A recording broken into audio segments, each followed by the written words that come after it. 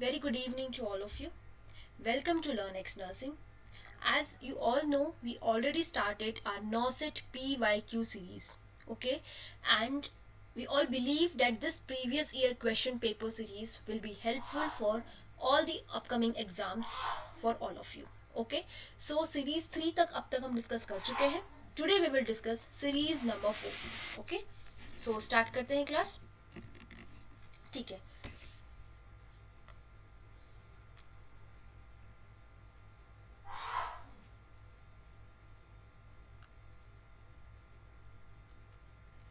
Okay क्या पूछा गया है देखिए. What would be the correct steps to follow in female catheterization. Female catheterization के लिए आप कौन से करेक्ट स्टेप्स जो है वो फॉलो करेंगे. यस, ऑप्शन नंबर ए क्या दिया देखिए. Clean with Betadine. First of all Betadine से क्लीन करेंगे. Apply lignocaine on tip of catheter. आप लिग्नोकेन अप्लाई करेंगे टिप ऑफ कैथेटर पे. कैथेटर को इंसर्ट करेंगे. Check for urine and inflate the balloon. What क्या बोला गया देखो. पहले आप बिटाडिन से क्लीन करेंगे. लिग्नोकेन उस टिप ऑफ कैथेटर पे लगाएंगे. देन कैथेटर को इंसर्ट करेंगे. यूरिन के लिए चेक करेंगे एंड देन यूरिन आ जाएगी तो बलून को इन्फ्लेट करेंगे. ओके ठीक है. नेक्स्ट ऑप्शन क्या दिया. Option number B. Apply lignocaine on tip of catheter. उसके बाद क्लीन करेंगे बिटाडिन से. कैथेटर इंसर्ट करेंगे. बलून को इन्फ्लेट कर देंगे और उसके बाद यूरिन के लिए चेक करेंगे. क्या पहले हम अप्लाई लिग्नोकेन करेंगे उसके बाद क्लीनिंग करेंगे. No, always cleaning comes first. तो ये एक ऑप्शन तो गया. ठीक है. Then third option, clean with Betadine. Apply lignocaine on tip of catheter. ठीक है. उसके बाद कैथेटर इंसर्ट करोगे. बलून को इन्फ्लेट कर दोगे एंड देन यूरिन के लिए चेक करोगे. ओके ठीक है. नेक्स्ट ऑप्शन क्या दिया. Option number D. Clean with Betadine. Betadine से क्लीन करोगे. ठीक है. लिग्नोकेन अप्लाई करोगे on tip of the catheter. उसके बाद आप यूरिन के लिए चेक कर लोगे. यूरिन के लिए पहले ही चेक कर लोगे और उसके बाद कैथेटर इंसर्ट करोगे और उसके बाद इन्फ्लेट बलून करोगे. नो, बिना कैथेटर इंसर्ट किए how you will check for the urine. अब देखो हमारे दो ऑप्शंस जो है ना वो पता है कि हमको कंफर्मली इसके आंसर नहीं होते. ठीक है. अब दो ऑप्शंस बचे हैं. Option number A and option number C. Option number C में क्या दिया है. Clean with Betadine. देखिए बीटाडीन का ना स्पेलिंग मिस्टेक हुआ है. It is NE. Okay. Clean with Betadine. Apply lignocaine on tip of catheter. सबसे पहले बीटाडीन से क्लीन करेंगे. उस जो कैथेटर है फॉलीज कैथेटर जो आप डालने वाले हैं उसके टिप पे आप लिग्नोकेन अप्लाई करेंगे जेली. कैथेटर इंसर्ट करेंगे और इंसर्ट करने के बाद पहले ही आप बलून इन्फ्लेट कर देंगे. क्या, और वो भी फीमेल कैथेटराइजेशन आप कर रहे हैं. हो सकता है कि वजाइना में ही सिर्फ आपका कैथेटर गया हो तो क्या आप वजाइना में वो बलून को इन्फ्लेट कर देंगे या फिर फर्स्ट चेक ऑफ यूरिन करेंगे. यस, फर्स्ट हम यूरिन चेक करते हैं और जब हमको कंफर्मेशन हो जाता है कि yes our catheter is in the bladder तभी हम बलून को इन्फ्लेट करते हैं. ठीक है. तो ऑप्शन नंबर सी जो है आपका वो भी रॉन्ग हो जाएगा. ठीक है. सो करेक्ट आंसर क्या होगा. सी. आप क्लीन करेंगे बीटाडीन से पहले. लिग्नोकेन अप्लाई करेंगे ऑन टिप ऑफ कैथेटर. ठीक है. देन कैथेटर को इंसर्ट करेंगे. उसके बाद यूरिन को चेक करेंगे पहले कि क्या वहां से यूरिन आ रहा है. यूरिन आ रहा है इट इंडिकेट्स दैट आपने जो कैथेटर इंसर्ट किया है वो ब्लैडर में गया है. ठीक है. एंड देन आप जो है बलून को इन्फ्लेट कर देंगे. ठीक है. सो करेक्ट आंसर आपका क्या हो जाएगा. Option number A. Clear. Okay. C. Clean with Betadine. First of all क्या करेंगे. बीटाडीन से क्लीन. उसके बाद क्या करते हैं लिग्नोकेन जेली अप्लाई करते हैं फॉर द ल्यूब्रिकेशन. देन क्या करते हैं कैथेटर को इंसर्ट करते हैं. कैथेटर इंसर्ट करके always check for the urination because there are possibilities specially in female catheterization that the catheter can go to the vaginal area. If it went to vaginal area and you will inflate the balloon, they can injure to the vagina. So always first check for the urine. If urine came, then only you will inflate the balloon. Okay, clear. ठीक है. Next question. A 1 year toddler develop symptoms. ठीक है. Toddler बोला है. Toddler कितने साल का होता है हमारा. 1 to 3 year. Okay. 1 to 3 year का टॉडलर है. उसको सिम्टम्स डेवलप हुए. कैसे symptoms. Mild tenderness at injection site, malaise, mild fever and discomfort following DPT immunization. What would be the teaching plan for his parents. देखो एक toddler है. ठीक है. 1 year का है और यूजुअली टॉडलर का एज ग्रुप क्या होता है 1 year to 3 year. उसने सिम्टम्स डेवलप किए। कैसे सिम्टम्स डेवलप किए हैं? माइल्ड टेंडरनेस हुआ है। कहाँ पे? इंजेक्शन साइट पे। मलेज भी फील कर रहा है, डेट इज फटीग फील कर रहा है, उसको माइल्ड फीवर भी है और उसको डिस्कम्फर्ट भी है। वो जो बेबी है 1 ईयर का, वो कंफर्ट नहीं है, इरिटेबिलिटी दिखा रहा है, ठीक है। Following DPT immunization. What is DPT? It is diphtheria, pertussis and tetanus, ठीक है। डीपीटी का इम्यूनाइजेशन जो है उस बच्चे ने लिया है और अब उसको कुछ सिम्टम्स हो रहे हैं, ठीक है। टेंडरनेस हो गया है, मलेज है, माइल्ड फीवर है, डिस्कम्फर्ट है। आपका टीचिंग प्लान उसके पेरेंट्स के लिए क्या रहेगा, ये आपसे पूछा है। आप उसके पेरेंट्स को कहेंगे कि ये एक अप्रोप्रिएट रिएक्शन है, इट इज नॉर्मल थिंग, या फिर आप कहेंगे डिले करो फॉर नेक्स्ट इम्यूनाइजेशन प्रेशर। जो इस बच्चे का नेक्स्ट इम्यूनाइजेशन प्रोसेस है उसके लिए आप डिले करो, बाद में करो, जो एग्जैक्ट टाइम है उसमें ना देते हुए, ठीक है। आप कहेंगे all the features are enough to take the baby in emergency department. ये जितने भी फीचर्स अभी हमने बताए हैं क्वेश्चन में, ये इनफ है इसको इमरजेंसी डिपार्टमेंट में भर्ती करने के लिए। Mild reaction and can manage at home. ये एक छोटा सा माइल्ड रिएक्शन है डीपीटी वैक्सीन की वजह से, जो कि मैनेज हो सकता है घर पे। सी, हम सबको पता है कि बच्चों को जब हम इम्यूनाइजेशन देते हैं या वैक्सीनेशन देते हैं तो उनको फीवर आता है, थकावट फील होती है, वो बच्चे इरिटेबिलिटी होते, चिड़चिड़ापन उनमें होता है, इंजेक्शन साइट पे थोड़ा सा टेंडरनेस होता है, ठीक है। So it is an appropriate reaction, ये आएगा, ठीक है। This is a normal thing and this is an appropriate reaction. हर एक पर्सन को, ऑलमोस्ट स्पेशली बच्चों में अगर आपने वैक्सीनेशन दिया है तो आपको इंजेक्शन साइट पे tenderness, malaise, mild fever and discomfort जो है वो दिखेगा। So this is the appropriate reaction. So correct answer क्या हो जाएगा? Option number A. Clear? Okay, next question.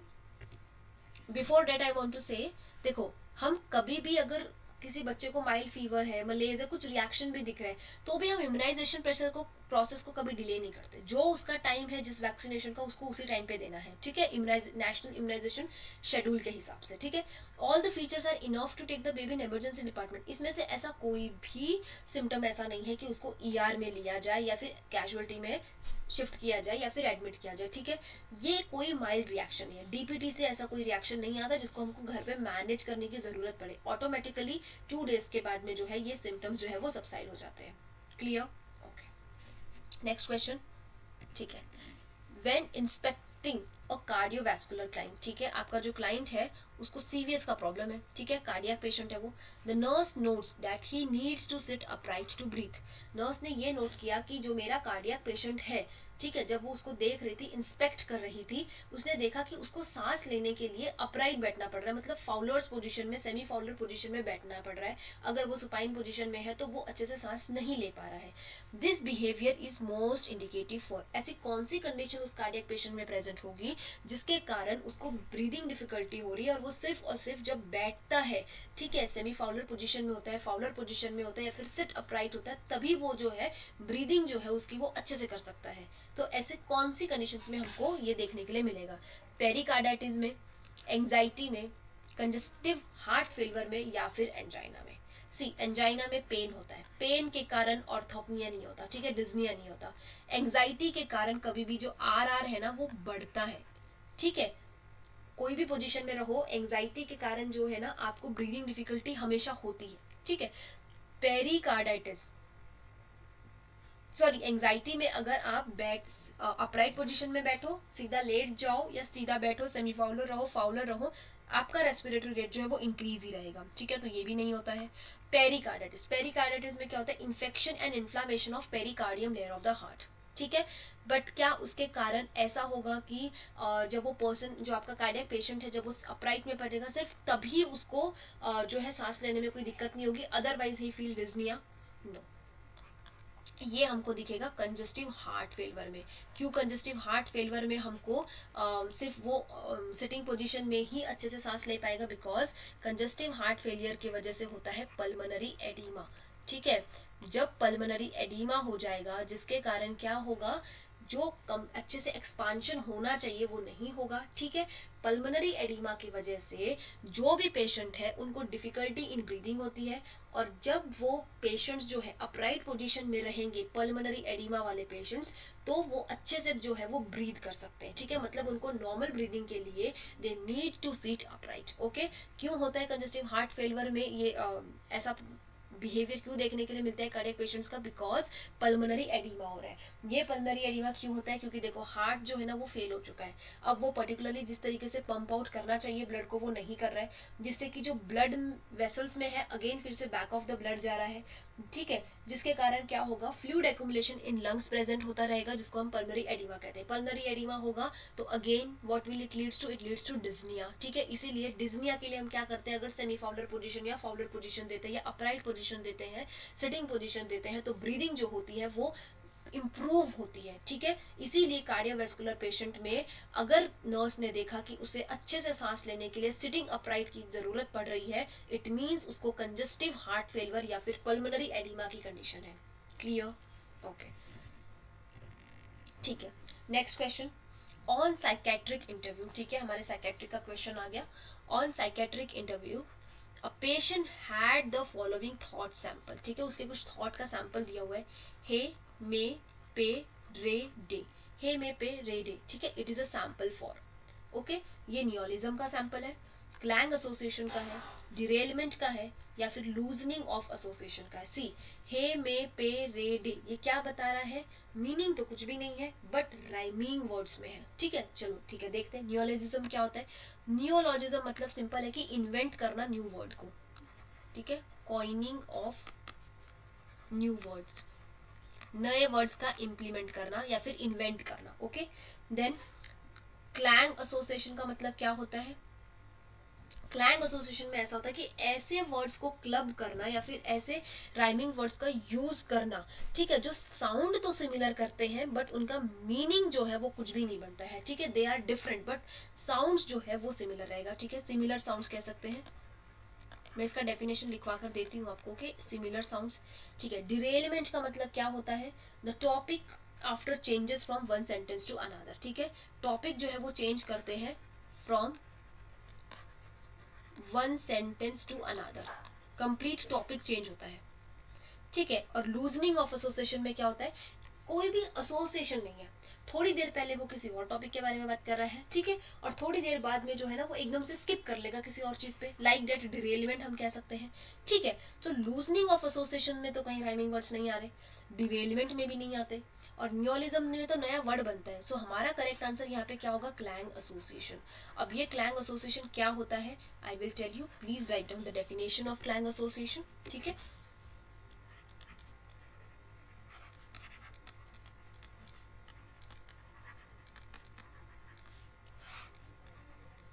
Clang association मतलब होता है ग्रुपिंग ऑफ वर्ड्स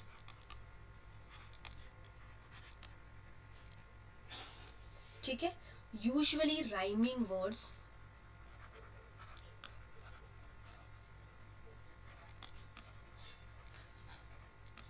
ठीक है, based on similar sounds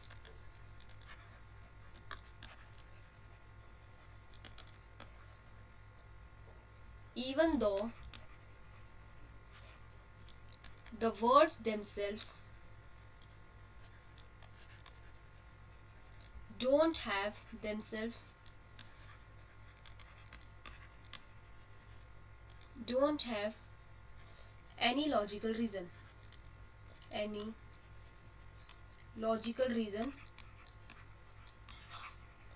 to be grouped together, ठीक है। सो ये था हमारा क्लैंग एसोसिएशन, क्लियर? ओके, ठीक है।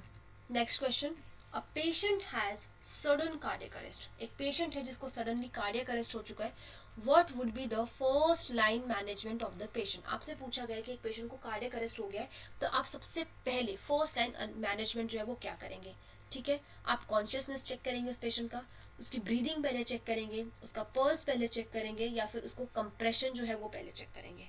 सी, यहीं पर हम लोग है ना सबसे बड़ी प्रॉब्लम करते हैं, ये क्वेश्चन आता है आपका सीपीआर से, ठीक है। कार्डियोपल्मोनरी रिससिटेशन में सबसे पहले क्या करते हैं, ऑलवेज चेक रिस्पॉन्स। अब रिस्पॉन्स क्या बताता है हमको, लेवल ऑफ कॉन्शियसनेस या फिर सिंपल कहें कॉन्शियसनेस। ठीक है, तो सबसे पहले क्या करेंगे हम, कॉन्शियसनेस को we will check the consciousness of the patient. ठीक है, कॉन्शियसनेस चेक करने के बाद में आपका आता है CAB, that is circulation, airway and breathing. First you will check always the response, the consciousness. कैसे करेंगे, शोल्डर पे टैप करके बोलेंगे आर यू ओके। ठीक है, इस तरीके से जो है हम कॉन्शियसनेस हमेशा कार्डियक अरेस्ट वाले पेशेंट का सबसे पहले चेक करेंगे कि how much it is responsive, क्या वो रिस्पॉन्सिव है या नहीं। अगर वो रिस्पॉन्सिव नहीं है तो what you will do, you will call the emergency management system. ठीक है, आप एक्टिवेट करेंगे आपके कोड ब्लू को, ठीक है, कार्डियक अरेस्ट के लिए। But first you will check always the consciousness of the patient, that whether it is conscious और नॉट। ओके, देन आपका आता है next steps, that is circulation, airway, breathing, all this things you will do later. Okay, ठीक है। Next, which of the following child has low risk for sudden infant death syndrome। देखो, first thing, sudden infant death syndrome मतलब होता क्या है। Yes, what is sudden infant death syndrome, it is unexplained death of the baby. ठीक है, it is unexplained death of the baby. Okay, और एक कह सकते हैं हम ऑफन हैपनिंग ड्यूरिंग स्लीप। ठीक है, ये यूजुअली कब होता है, ऑफन हैपनिंग ड्यूरिंग स्लीप। ठीक है, जब बच्चा सो रहा होता है, ठीक है, उस टाइम पे ना अगर इन्फेंट की डेथ हो जाती है तो उसको हम कहते हैं सडन इन्फेंट डेथ सिंड्रोम। कभी कभी इसको कहते हैं क्रीब डेथ। क्यों क्रीब डेथ, जो क्रिब होता है जिसमें बच्चा सो रहा होता है उसमें वो सोते सोते ही कब डेथ हो जाए पता नहीं चलता, इसलिए इसको क्रीब डेथ भी कहते हैं।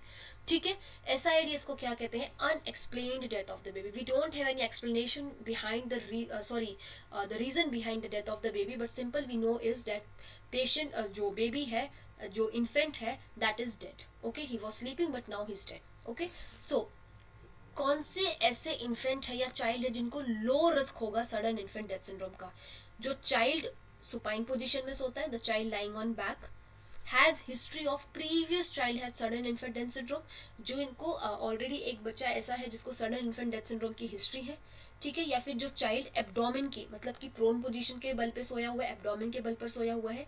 And fourth is child sleeping in side line, जो चाइल्ड है वो लैटरल पोजीशन में या फिर साइड लाइन पोजीशन पे जो है स्लीपिंग पोजीशन में है। यस, सबसे कम रिस्क किसको रहेगा। ठीक है, इसके पहले ना हम कुछ रिस्क देख लेते हैं इसके। ठीक है, write it down, risk factors for SIDS। Risk factors for sudden infant death syndrome.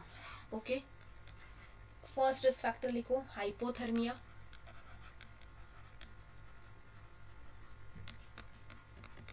Low birth weight baby. ठीक है, then Apgar score. What does it mean, अब लो अपगार स्कोर, या फिर कहो प्री मैच्योरिटी। ठीक है, सेकेंड लिखो prone position.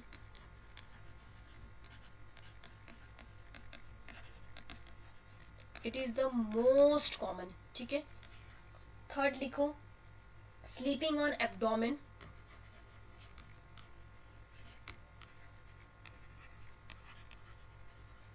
या फिर कहो ऑन सॉफ्ट मैट्रेस।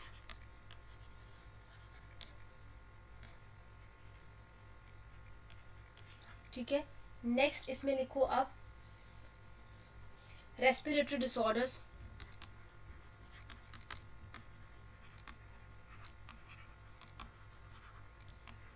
एग्जाम्पल दे सकते हो Bronco pulmonary dysplasia.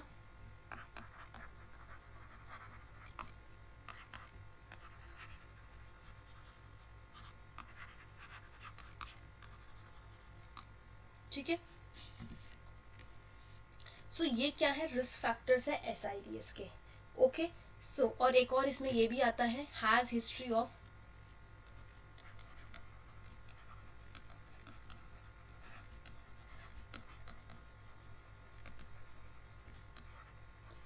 Previous child with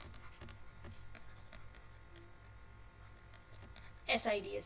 ठीक है, तो आपका करेक्ट आंसर यहाँ पर क्या हो जाएगा, देखो, चाइल्ड लाइंग ऑन बैक। ठीक है, अगर आपके बच्चे को सुपाइन पोजीशन पे सुलाया गया है तो उसके अंदर जो है सडन इन्फेंट डेथ सिंड्रोम का सबसे कम रिस्क रहेगा, क्योंकि बाकी जो आपके 3 ऑप्शन है वो तीनों ही option higher risk for sudden infant death syndrome को दर्शाते हैं। ठीक है, has history of previous child has sudden infant death syndrome, child अगर एब्डोमेन या फिर प्रोन पोजीशन के बल पर सोया है या फिर साइड लाइन पोजीशन में। Only the one thing, the most common position we are giving to SIDS patient, that is sudden infant death syndrome, is child lying on back. Clear? Okay, next question. According to WHO, severe stunning for low height for age is best described in standard deviation is। देखो ये question आपको पूछा गया है Sam का। ठीक है, severe acute मैल nutrition. ठीक है, सीवियर एक्यूट मैल न्यूट्रिशन में अगर हम बात करते हैं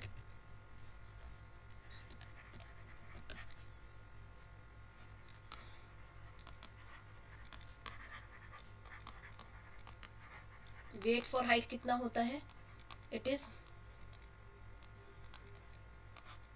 लेस देन -3 स्टैंडर्ड डेविएशन। ठीक है, मिड अपर आर्म सर्कमफेरेंस हम कितना बोलते हैं, लेस देन 11.5 सेंटीमीटर, और कहते हैं एडिमा। अगर ये सब प्रेजेंट है तो हम कहते हैं कि वो बच्चा जो है वो सीवियर एक्यूट मैलन्यूट्रिशन का हो जाता है। ठीक है, अब स्टंटिंग के लिए हम क्या देखते हैं, what we will look for the stunting, that is decrease height for as.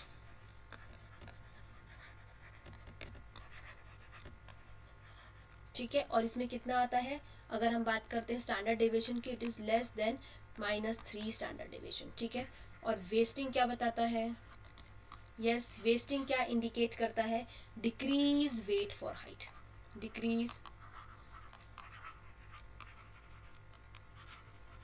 Wait for height. Okay, stunting अगर होता है तो वो दर्शाता है क्रॉनिक मैल न्यूट्रिशन को। ठीक है, it is chronic malnutrition, और वेस्टिंग बताता है एक्यूट मैल न्यूट्रिशन को। ठीक है, तो यहाँ पे आपका करेक्ट आंसर क्या होगा देखते हैं, चलो ऑप्शंस देखते हैं। 2 standard deviation stunting height for age, 3 standard deviation stunted height for age, 4 standard deviation stunted height for age, और 1 standard deviation stunted height for age। yes, the correct answer will be 3 standard deviation stunted height for age। ठीक है, ये आपका जो है correct answer हो जाएगा। Clear? Okay, next question. Human development index component include, HDI के कंपोनेंट्स क्या होते हैं। ठीक है, life expectancy at birth, schooling and good standard of living, life expectancy at 1 year, schooling and income, life expectancy at 1 year, infant mortality rate and income, life expectancy at 5 year, infant mortality rate and income। life expectancy के बारे में सबसे पहले तो human development index क्या होता है, yes, human development index, it is a statistical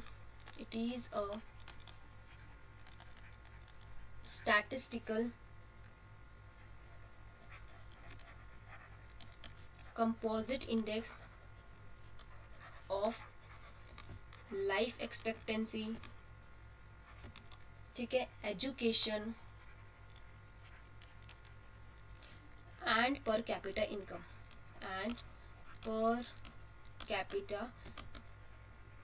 ये तो HDA हो गया। ठीक है, अब HDI के कंपोनेंट्स क्या होते हैं, व्हाट आर द HDI के कंपोनेंट्स। एक होता है हेल्थ, ठीक है, जिसको हम कह सकते हैं लाइफ एक्सपेक्टेंसी। एक होता है education, what comes under education, schooling.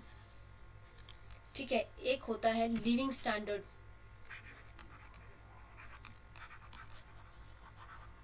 जो जिसमें आता है पर कैपिटा इनकम। ठीक है, तो अभी देखते हैं कि HDI के कंपोनेंट्स क्या करती है।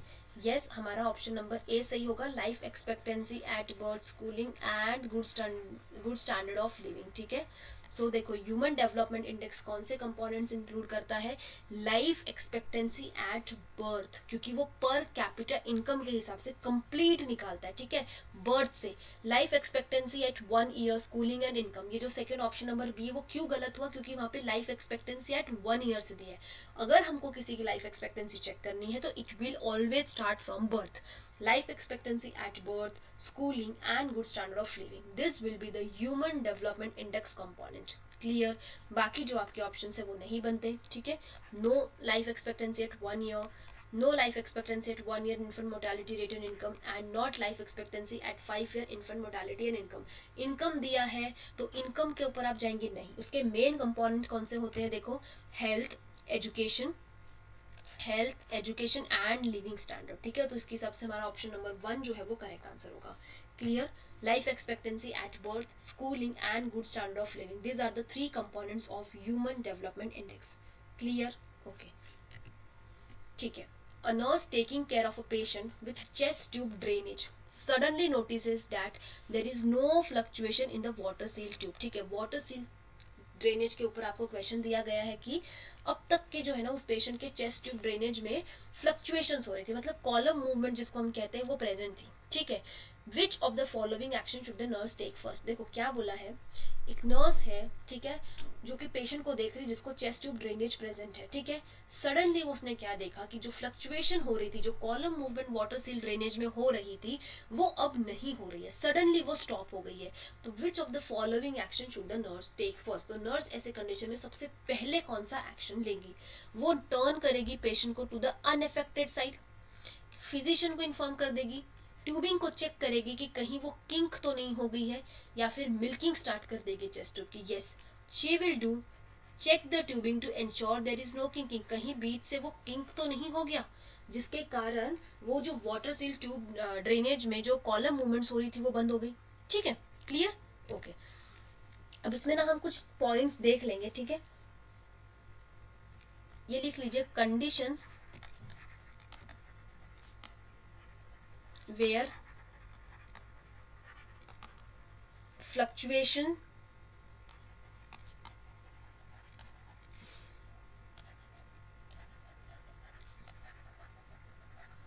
in water seal chamber stopped। Point number 1, if tube is obstructed, if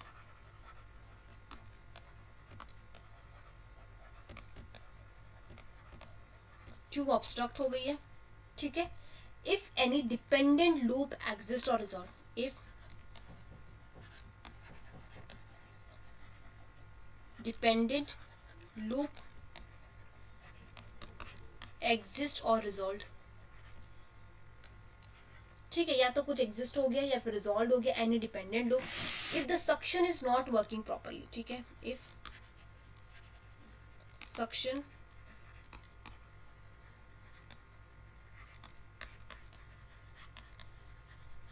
not working properly, या फिर लंग्स हैव री एक्सपांडेड, इफ उस पर्टिकुलर पेशेंट के जो लंग्स है वो री एक्सपांड हो गए हैं, इफ लंग्स हैव री एक्सपांडेड। ठीक है, तो ये ऐसी कंडीशन है जहाँ पे वाटर सील चैम्बर स्टॉप हो सकता है। ठीक है, कोई ट्यूब ऑब्स्ट्रक्ट हो गई है तो उसके लिए हम क्या करेंगे, किंक तो नहीं हो गई है, कहीं देखेंगे। ठीक है, अगर कोई लूप है जो सॉरी डिपेंडेंट लूप है वो एग्जिस्ट ही नहीं कर रहा है, या फिर जो बंद था उसको रिजॉल्व कर दिया, सक्शन जो है वो वर्किंग नहीं कर रहा है प्रॉपरली, या फिर लंग्स जो है वो री एक्सपांड हो चुके हैं। क्लियर, तो क्या करेंगे, हम ट्यूबिंग को चेक करेंगे कि कहीं कोई किंक तो नहीं हो गई है, कहीं से कहीं किंकिंग तो प्रेजेंट नहीं हो गई है। Okay, next question, which of the following is a first priority assessment in CPR. देखो सेम क्वेश्चन हमको पूछा गया था थोड़ी देर पहले कि कार्डियक अरेस्ट हो गया तो सबसे पहले नर्सिंग एक्शन जो है वो नर्स है वो कौन सा परफॉर्म करेगी। सेम क्वेश्चन आपसे फिर से पूछा गया है, which of the following is a first priority assessment in the CPR. CPR में फर्स्ट प्रायोरिटी असेसमेंट क्या होगा, yes it is check consciousness. आपको सबसे पहले क्या करना है, कॉन्शियसनेस चेक करना है, उसके बाद आता है compression, airway and breathing. Clear, okay. Next question, ठीक है, which of the following finding is a suggestive and abnormal reading in a 4 hours old newborn. आपको न्यूबॉर्न में जो कि 4 घंटे पहले ही बॉर्न हुआ है उसमें कौन सी एबनॉर्मल रीडिंग है? प्लेटलेट काउंट जो है वो है 200,000, ठीक है, WBC काउंट 17,000, या फिर HB जो है 18 ग्राम पर डीएल, या फिर RBS जो है वो 30 mg पर डीएल। सी प्लेटलेट काउंट अगर हम नॉर्मल बात करते हैं न्यूबॉर्न में तो वो होते हैं 150,000 टू 450,000, ठीक है, तो ये तो नॉर्मल कंडीशन हो गई। WBCs होते हैं 13,000 टू 38,000, तो ये भी नॉर्मल कंडीशन में हो गई। हीमोग्लोबिन जो होता है वो होता है 14 टू 28 ग्राम पर डीएल, तो ये भी नॉर्मल हो गई। सो ब्लड ग्लूकोज जो होता है वो 30 mg पर डीएल जो है एक एबनॉर्मलिटी हो गई 4 आवर्स न्यूबॉर्न बेबी की, ठीक है। नॉर्मल कितना होता है 70 टू 150 mg पर डीएल इन न्यूबॉर्न, ठीक है। ये पैरामीटर्स जो मैंने आपको बताए किसके बताए? न्यूबॉर्न बेबी के।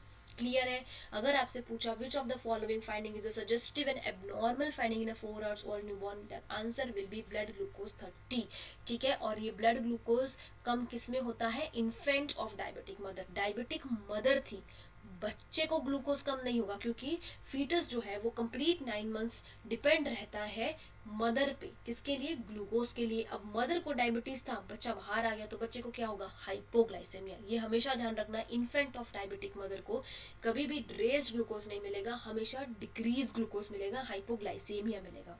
Clear? Okay, next question. Patient is developed mild urticaria, ठीक है, पेशेंट को जो है ना अर्टिकेरिया मतलब कि कोई एलर्जी हो गई है एंड ब्रेथलेसनेस भी हो रहा है, डिज्निया है। Which of the following medicine would not be prescribe for the patient at this time? देखो, एक पेशेंट को अर्टिकेरिया है, ब्रेथलेसनेस है, ऐसी कौन सी मेडिसिन है जो प्रिस्क्राइब नहीं की जाएगी पेशेंट को ऐसी सिचुएशन में जब उसको अर्टिकेरिया भी है और ब्रेथलेसनेस भी है? क्लोरप्रोमाजिन नहीं देंगे, हाइड्रोकॉर्टिजोन नहीं देंगे, क्लोरफेनेरमिन नहीं देंगे, डेक्सामेथासोन नहीं देंगे। सी, ये क्या है? स्टीरॉइड्स। क्लोरप्रिमाजिन क्या है? एंटीहिस्टामिन। डेक्सामेथासोन क्या है? स्टीरॉइड। और हमको पता है कि जब भी कोई रिएक्शन होता है, अब एलर्जिक रिएक्शन के ही दोनों सिम्टम है, अर्टिकेरियन, ब्रेथलेसनेस, तो हम ये तीनों भी कंडीशन में जो है ये ड्रग्स देते हैं। अब क्लोरप्रोमाजिन क्या है? एंटीसाइकोटिक्स। अब मुझे बताइए, जिसमें अर्टिकेरिया है, ब्रेथलेसनेस है, क्या आप उसको एंटीसाइकोटिक कंडीशन देंगे, मेडिसिन देंगे? एंटीसाइकोटिक मेडिकेशंस किसको ट्रीट करती है? साइकोटिक कंडीशंस को, लाइक स्कीजोफ्रेनिया में ये क्लोरप्रोमाजिन दिया जाता है। हाइड्रोकॉर्टिजोन इज स्टेरॉइड ड्रग, ठीक है, ये नहीं देंगे, ये उस ब्रेथलेसनेस को कम करेगा अगर हम देंगे तो। क्लोरफिनारिन का एंटीहिस्टामिन है, उस एलर्जी को जो है ये कम करेंगे। और डेक्सामेथासोन जो again it is a steroid and it will help to relieve the bronchospasm and the breathlessness, ठीक है। सो क्लोरप्रोमाजिन जो कि एक एंटीसाइकोटिक है वो हम माइल्ड अर्टिकेरिया और ब्रेथलेसनेस की कंडीशन में नहीं प्रिस्क्राइब करेंगे। क्लियर? ओके, ठीक है। So thank you everyone for your cooperation. I hope ये वीडियो आपके लिए बहुत हेल्पफुल रहेगी आपके आने वाले एग्जाम्स के लिए। इसी तरीके से लर्न नेक्स्ट नर्सिंग के साथ जुड़े रहिए और आगे आने वाली नॉर्सेट PYQ सीरीज को प्लीज कंटिन्यूसली देखिए, डेफिनेटली ये आपके बहुत काम आएगी, ठीक है। This are PYQ series, this are the topics और दिस आर द क्वेश्चंस जो पहले पूछे गए हैं, तो चांसेस बनते हैं कि आगे आने वाले एग्जाम में इन क्वेश्चन, हो सकता है ये क्वेश्चन ही रिपीट हो जाए, या फिर ये हो सकता है कि जो टॉपिक के ऊपर क्वेश्चन बना हुआ है वो टॉपिक रिपीट हो जाए। Okay, so thank you everyone.